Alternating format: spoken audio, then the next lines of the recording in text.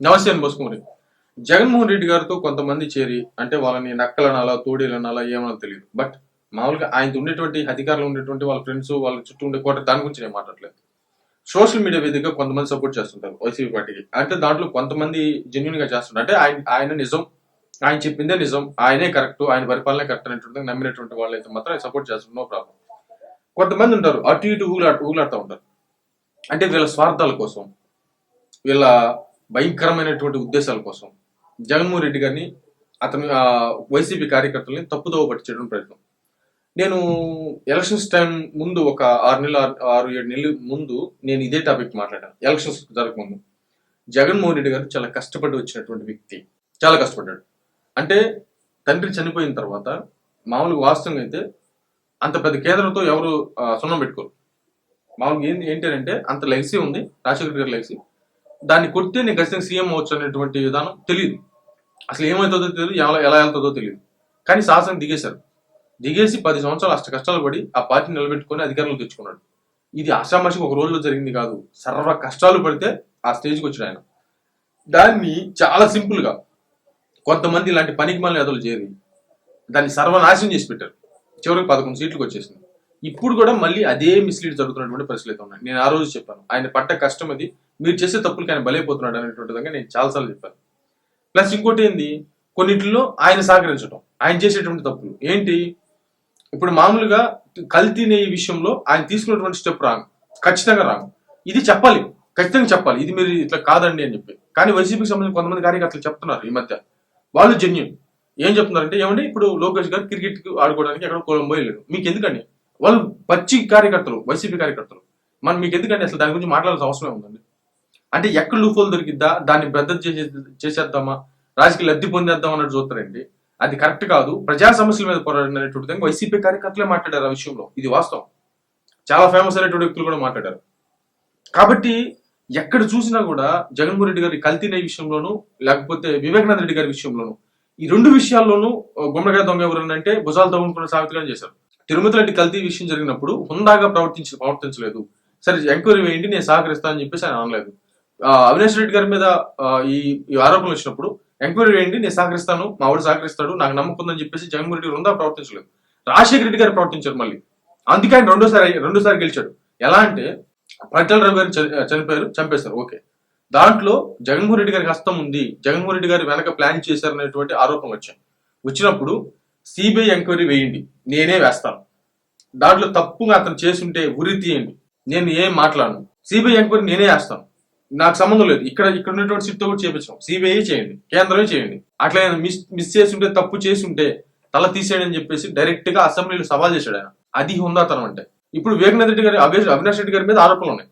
Google takeout కానీ, లేకపోతే మిగతా విషయాలు కానీ, నిందితులు కానీ ఖచ్చితంగా సత్సంబంధాలు భాస్కర్ రెడ్డి గారితో, అంటే వివేకానంద రెడ్డి గారు మామూలుగా అవినాష్ రెడ్డి గారి తండ్రి కానీ, ఈయన కానీ, వీళ్ళు ఫోన్లు కానీ, వీళ్ళు మొత్తం వీళ్ళు ట్రాక్ కానీ, ఇదంతా చూస్తే ఏమవుతుందంటే నిందితులు పదే వీళ్ళతో మాట్లాడారు, వీళ్ళతో ఉన్నారు, వీళ్ళతో ఇంట్లోనే ఉన్నారు ఆ టైంలో. కాబట్టి ఆయన మీద అనుమానం ఉంది ఆయన ఎంక్వైరీ కూడా కరెక్ట్గా సహకరించలేదు. కాబట్టి ఆ పిల్లోడు ఒక కన్ను మీరు ఎందుకు సపోర్ట్ చేస్తున్నారు అంటే ఏంటి, దీని వెనక సునీత గారు చెప్పినట్టు మీరు ఉన్నారు, దీని వెనక జగన్మోహన్ రెడ్డి గారు ఉన్నారని చెప్పేసి షర్మిలా గారు నమ్మినట్టు, విజయకుమార్ గారు నమ్మినట్టు, మరి వీళ్ళు నమ్మబట్టే కదా వీళ్ళు దూరం అయింది. ఇంత విధానం జరుగుతుంటే ప్రజలు నమ్మకుండా ఎలా ఉంటారు? ఈ బ్లెండర్ మిస్టేక్స్ అనమాట, ఇవి సరి చేసుకోవాలి. ఈ సరి చేసుకోమని చెప్పేసి చెప్పకుండా ఈ దరిద్రులు వీళ్ళు ఏం చెప్తారు, కాగితాలు సునీత రెడ్డి గారు సునీత వివేకానంద రెడ్డి గారి కూతురు వాళ్ళ రాజశేఖర రెడ్డి అనేటువంటి వాళ్ళ అల్లుడు వాళ్ళిద్దరు కలిసి చేపించేశారు అని చెప్పేసి వైసీపీ వాళ్ళు ఏదో దాన్ని రెచ్చగొట్టేస్తే, అంటే ఇంకా ఆమె పిచ్చిదా, మంచిది కాదా, పిచ్చిదావా, డాక్టర్ ఆమా, వైరాలజిస్ట్ ఆమా, మరి ఆమె ఎందుకు కోర్టులమ్మిట రోడ్లమ్మిట ఎందుకు తిరుగుతుంది నాకు న్యాయం చేయమని? ఆమె చంపించి ఆమె తిరుగుతుందా? ఏ పిచ్చేమన్నా పట్టింది ఒక్కొక్కడికి? అదేదో ఆస్తి పేపర్లు అందుకని వాళ్ళే చేపించేశారని చెప్పేసి వీళ్ళేదో పనిమాలతనంగా దీన్ని ప్రచారం చేస్తే, మరి దీన్ని వీళ్ళు రెచ్చగొట్టడం ప్రయత్నం. మీరు ఎలా జర్నలిస్టులు అయ్యారా బాబు, నాకు అర్థం కాదు. మరి కల్తీ నెయ్యి విషయంలో అసలు అది నెయ్యే కాదు అని చెప్పేసి చెప్పటం, అది సిట్టు చెప్తుంది. ఏ ల్యాబ్ రిపోర్ట్ తీసుకున్నా కూడా అది కల్తీ నెయ్యి అని చెప్పేసి, అసలు నెయ్యి కాదు, అది నెయ్యే కాదు, రసాయనాలతో తయారు చేస్తారని ఏ ల్యాబ్ రిపోర్ట్ వచ్చినా కూడా వస్తుంటే దాన్ని వైసీపీ పార్టీ తప్పించుకోవడానికి, అంటే ఎంక్వైరీ చేయడం మేము సహకరిస్తామని చెప్పేసి చెప్పకుండా ఉన్న దానికి వీళ్ళు సహకరించేసి ఇంకా ఆయన నాశనం చేస్తున్నారు, జగన్మోహన్ రెడ్డి గారు నాశనం చేస్తున్నారు. ఇది పరిస్థితి. ఇలా ఎందుకు ఎంక్వైరీ చేయండి, తప్పులు తీయండి, బయటికి తీయండి అనేది అట్ట కాదంట. చంద్రబాబు నాయుడు గారు కల్తీ చేసేసారు, కూటమే వచ్చి కల్తీ చేసేసుకుని ఆ కల్తీ జగన్మోహన్ రెడ్డి గారి మీద వేసేస్తుంది.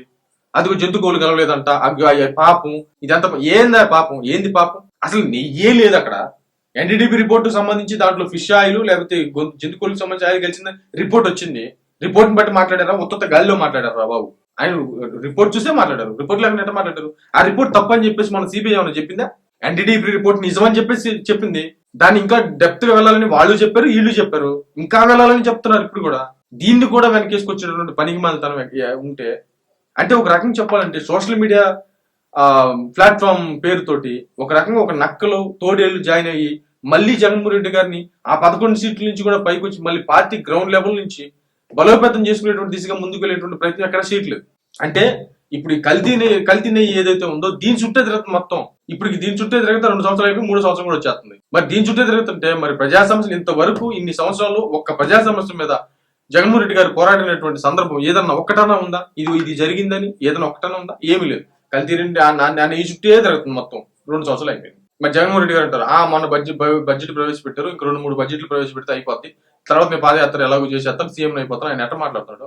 ఇప్పుడు జగన్మోహన్ రెడ్డి గారు ప్రతిపక్షంలో ఉండగా ఓడిపోయి ఇప్పుడు 2 సంవత్సరాలు దాటిపోతుంది. ఏం చేశాడు అంటే ప్రతిపక్షానికి సంబంధించి అసెంబ్లీకి పాడు ఏమి పాడు ప్రెస్ మీట్లు మాత్రం పెడుతుంటాడు, ఇతండవాదం చేసి రాజకీయం చేస్తుంటాడు. మరి దీన్ని వీళ్ళు సమర్థిస్తా ఉన్నారు. ఇది కరెక్ట్ అవుతుందా? ఒకసారి ఆత్మ పరిశీలన చేసుకోండి. లేకపోతే ఇదే విషయాన్ని ఇంతే గట్టిగా నేను చెప్పాను, ఆయన కష్టపడి వచ్చినటువంటి వ్యక్తి మిస్లీడ్ చేయొద్దు అని చెప్పేసి నేను ఎత్తిలో కొట్టుకుని కొన్ని 100 వీడియోలు చేశాను కేవల్ క్రియేషన్స్ లో. అది ఎట్టా పోయింది. ఇప్పటికీ మళ్ళీ అదే టాపిక్ చెప్తున్నాను, మిస్లీడ్ చేయొద్దు, ఉన్న విషయాన్ని ముందుకు తీసుకెళ్ళండి. ఇప్పుడు మద్యం కుంభకోణం ఉంది, మద్యం కుంభకోణం సంబంధించి ఎంతమంది అరెస్ట్ అయ్యారండి? ప్లస్ డబ్బు దొరికితేనేమో అది అరేంజ్ చేసి పెట్టేశారు, ఏదైనా దొరకని అరేంజ్ చేసి పెట్టేశారు. అరే మీరు చేయండి, మీరు ఎంక్వైరీ చేయండి, నిజాలు తేల్చండి అని ఒప్పుకునేవాడు ఒక్కలేడా? ఇదిగో డబ్బు దొరికితే అవి పెట్టేశారు, ఇదిగో 11 పెట్టలే ఉన్నాయి, అందుకే వాళ్ళు తీసుకెళ్లి పెట్టేశారు. మరి అదన్నా తేల్చమని అడగాలి కదా. తర్వాత ఇంకొకరు వ్యక్తి అచ్చిరెడ్డి భాస్కర్ రెడ్డికి సంబంధించిన పిఏ ఎవరు సంథింగ్ కానీ కట్ల డబ్బులు దొరికితేనేమో అది కూడా రాంగ్ అంటారు. ఏది చెప్పండి రాంగ్? అసలు మద్యం కుంభకోణం జరగలేదు, మద్యం కుంభకోణం జరిగిందండి అని చెప్పేసి జనాలకు కనపడిపోతుంది. భూములు షెక్లు మందులు తీసుకొచ్చారా? పచ్చి మందు తీసుకొచ్చారా? డిజిటల్ పేమెంట్ లేకుండా చేశారా? ఎవరి హయాంలో మందు మారిపోయింది, పిచ్చి మందు వచ్చింది అనేటువంటి విషయం తెలియదా జనానికి? ఎలా రేట్లు అదే పిచ్చి మందు అధిక రేట్లు కమ్మారనే విషయం జనానికి తెలియదా? అదంతా తీసేసి మళ్ళీ ఇతండ రాజకీయం. అంటే చంద్రబాబు నాయుడు గారి హయాంలోనే కుంభకోణం జరిగిపోయింది, జగన్మోహన్ రెడ్డి గారి హయాంలో అసలు కుంభకోణం అరే కనపడుతున్నాయి కదరా బాబు. భూములు షెక్లు ప్రెసిడెంట్ మెడలు కనపడుతున్నారు కదా బాబు. యా నుంచి వచ్చిందిరా మద్యం ఏదనంటే ప్రజలకు తెలిసిన విషయాన్ని కూడా కాదని మాట్లాడతారంటే ఇట్లా చేసి కదా అతను మిస్లీడ్ చేస్తుంది, ఇట్లా చేసి కదా జగన్మోహన్ రెడ్డి గారి పతనానికి కారణం ఏంది? ఒకసారి ఆత్మపరిశీలన చేసుకోండి, లేకపోతే ఎవరికర్మ.